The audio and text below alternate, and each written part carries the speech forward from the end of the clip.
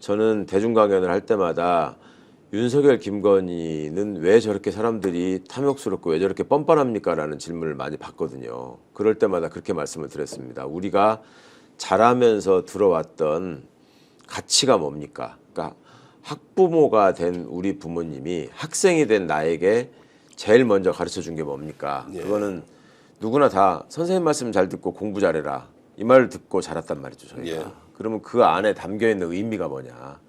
기본적으로 출세주의.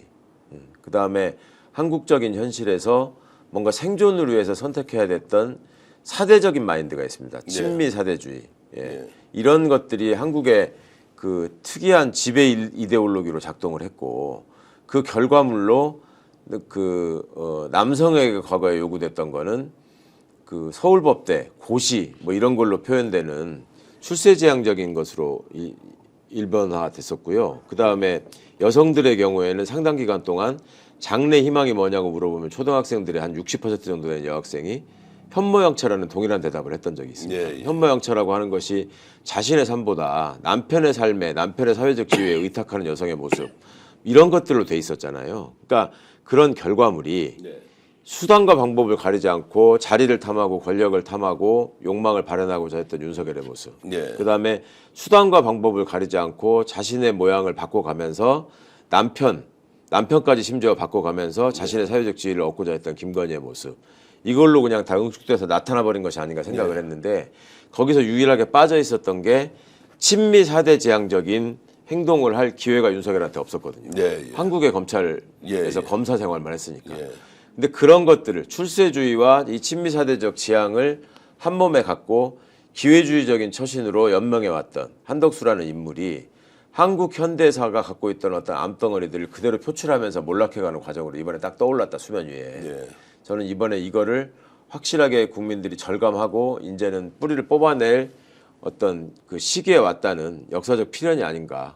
그러니까 한국 사회가 갖고 있는 특수성, 봉건 사회의 잔재, 예. 그리고 근대 과정에서 압축 성장하면서 누군가 한 사람이 호루라기 불고 따라가던 그렇죠. 여기에서는 출세주의자들한테 의존할 수밖에 없었던 구조.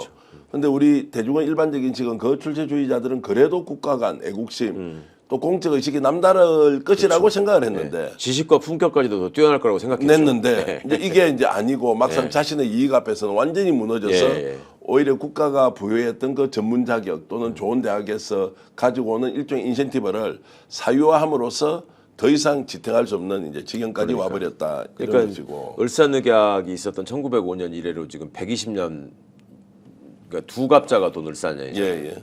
그러니까 지난번 이제 계엄 이후의 상황에서 시민들께서 말씀하시는 것 중에 저는 제일 아프게 닿았던 말이 지난 을사년에 120년 전에 을사년에 그 친일파들이 어떻게 나라를 팔아먹었는지 이거를 내가 지금 생중계로 보고 있는 것 같다. 네. 120년 후에. 근데 그 말씀이 소위 이제 저기 강원택 교수 같은 사람들은 K 엘리트의 몰락 뭐 이렇게 표현을 하는데요. 네, 예. 너무나 여실히 드러나지 않았나 예, 싶습니다. 예. 자, 그러면 아까 이제 학부모 이야기 하셨으니까 네, 실제로 이제 자식들을 키우면서 학교생님 말씀 잘 들으라라고 하는 이 말은 나보다 너가 더 출세하고 더 잘 돼야 돼. 아니죠. 그 말은 예. 권유에 복종해라. 권유에 그러니까 복종하라. 무조건 복종해라. 복종해 살아남는다 예, 이거고 예.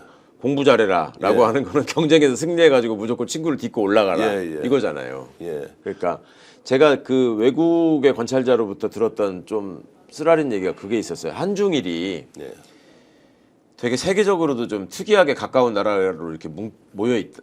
그러니까 지정학적 위치를 함께 하고 있다. 그런데 그런 얘기를 하더라고요. 일본의 부모들은 자녀들을 키울 때 제일 강조하는 게 네. 남한테 폐를 끼치지 말라. 예, 예. 이거를 강조한다는 거예요. 예. 실제로 그렇잖아요. 일본 예, 사람 맞습니다. 행동을 보면요. 중국 사람들은 뭘 가르치냐면요. 남의 일에 상관하지 말라고 한다. 상관하지 마라. 너무나 사람이 많으니까 예, 예. 거기에 잘못 끼어들었다가 자기 인생이 어떻게 휘말려서 망가지는지 그 꼴을 너무나 많이 봤다는 거예요. 예, 예. 그래서 남의 일에 상관하지 말라고 한대요. 한국의 부모들은 뭘 가르치는지 아세요? 절대로 지지 마라. 지지 마라. 네. 그걸 하잖아요, 실제로. 예. 그러니까 그런 것들이 집약돼 있는 모습이 지금 이렇게 왜곡된 가짜 엘리트의 모습으로 드러나지 않았나. 그 생각합니다. 오늘 인터뷰 점점 재밌어지는데 제가 이제 좀 개인적인 질문 하나 드리면 지금 자제분들이 몇 명입니까? 저는 넷입니다. 4명을 키우지 않습니까? 그러면은 지지 마라 이렇게 아이들 키우지 않으시죠? 저는 단 한 번도 예. 공부하라는 얘기를 해본 적이 없고 근데 오히려 최강호 의원은 서울대 나왔으니까 부모님이 뭐 희망하는 또 그 네네. 이상으로 사실은 공부도 잘하고 그리고 뭐 변호사도 됐고 또 고위공직자로도 이제 근무를 하고 제가 했으면 나름 세칙 말하는 엄친아의 길을 걸으면서 예. 세속적인 출세까지 해본 사람이죠. 예. 근데 그게 사람들이 가지 않은 길에 대한 동경이나 선망이 있는 거는 제가 얼마든지 이해하고 인정합니다. 그거는 좀 본능적인 거고 저도 마찬가지니까 제가 해보지 못한 일에 대한 동경과 소망이 늘 있으니까요. 근데 그 길을 먼저 한번 걸어본 제 입장에서는 네.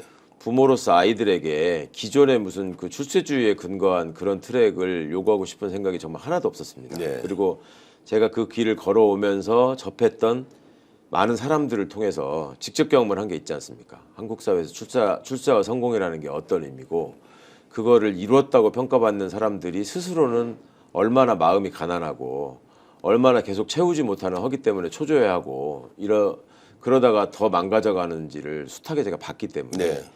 저희 아이들한테까지 그런 불행한 인생을 제가 요구하고 싶지는 않았고 예.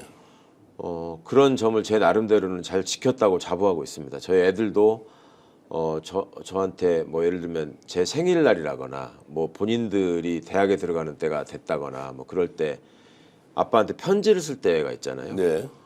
그럴 때 아버지로서 제가 자기들한테 이러이러한 점은 되게 아빠가 우리한테 잘해줬다고 한다라고 평가를 해주더라고요. 네.